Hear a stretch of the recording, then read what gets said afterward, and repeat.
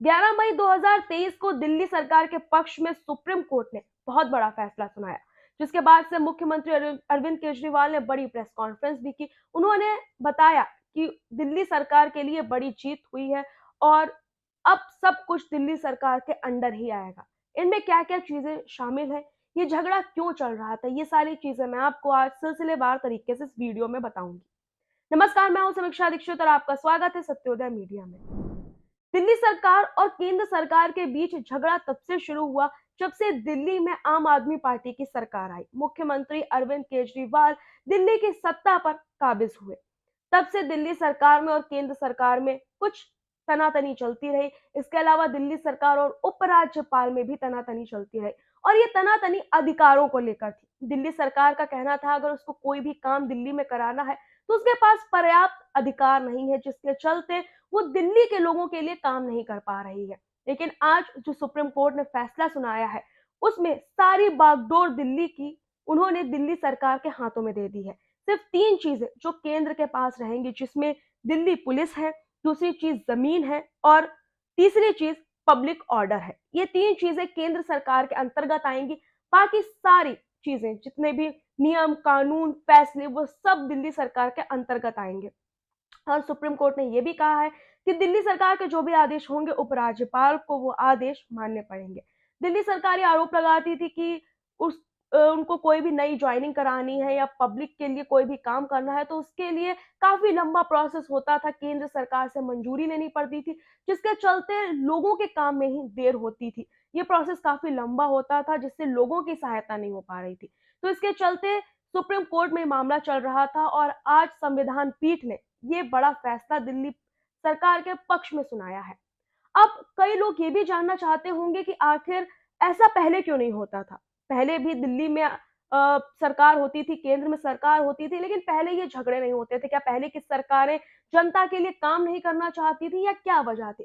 तो वजह ये थी कि पहले जो भी सरकारें दिल्ली में आई और जो सरकारें केंद्र में थी, लगभग दोनों जगह एक ही सरकार थी। जैसे जब शीला दीक्षित मुख्यमंत्री थी जिस वक्त दिल्ली की, उस वक्त दिल्ली में कांग्रेस की सरकार थी और केंद्र में भी कांग्रेस की ही सरकार थी। तो दोनों चीजें पैरेलली चलती थी, कभी भी इतने लड़ाई झगड़े नहीं हुए, दोनों में कभी भी मतभेद नहीं हुआ। लेकिन जब से दिल्ली में आम आदमी पार्टी की सरकार आई तब से मतभेद ज्यादा होने लगे। मुख्यमंत्री अरविंद केजरीवाल ने कहा कि उनके साथ भेदभाव किया जाने लगा, उनकी सरकार के साथ, दिल्ली वासियों के साथ, जिसके बाद सुप्रीम कोर्ट ने आज ये फैसला सुनाया। अब साहब, लोगों का कहना है कि ऐसा क्यों है कि दिल्ली में आधे कानून जो है वो दिल्ली सरकार के पास होते हैं और आधे कानून केंद्र सरकार के पास होते हैं। ये सब कुछ आखिर कब से शुरू हुआ और ऐसा क्यों होता है?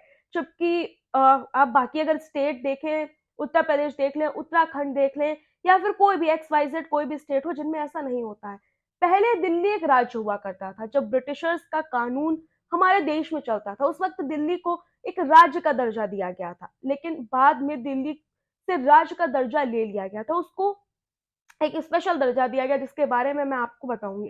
तो शुरुआत होती है 12 दिसंबर 1931 से, जब ब्रिटिशर्स ने दिल्ली को अपनी राजधानी बनाया था।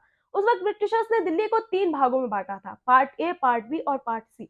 पार्ट सी का जो भाग दिल्ली का था वो ब्रिटिशर्स की राजधानी हुआ करता था, वहीं से सारे काम संचालित होते थे, चाहे वो काम दिल्ली के लिए हो या फिर पूरे देश के लिए हो। कोई भी कानून पारित करना हो, कोई भी चीजें हो, कोई भी बड़ा फैसला सुनाना हो, वो सब कुछ दिल्ली के पार्ट सी से ही होता था। इसके बाद हम आजाद हो गए और हमारे देश में संविधान लागू हो गया। जब से संविधान लागू हुआ उसके बाद 1951 ऐसा साल आया जब दिल्ली में पहली बार विधानसभा के चुनाव हुए। इस विधानसभा चुनाव में दिल्ली के पहले मुख्यमंत्री बने चौधरी बलराम प्रकाश यादव। ये दिल्ली के पहले मुख्यमंत्री बने। इसके बाद 1991 में 1956 से 1991 तक दिल्ली में वो मुख्यमंत्री बने और इसके बाद से कुछ वक्त तक वो मुख्यमंत्री रहते हैं और उसके बाद दिल्ली से उसके राज्य का कब्जा छिन जाता है और वहां पर 35 साल तक राष्ट्रपति शासन लागू रहता है, क्योंकि काफी सारी दिक्कतें आ रही थी उस वक्त, जिसके चलते दिल्ली में 35 साल तक राष्ट्रपति शासन लगा दिया जाता है। फिर 1991 में संविधान में 59वां संशोधन होता है, जिसके चलते दिल्ली को एक स्पेशल दर्जा दिया जाता है।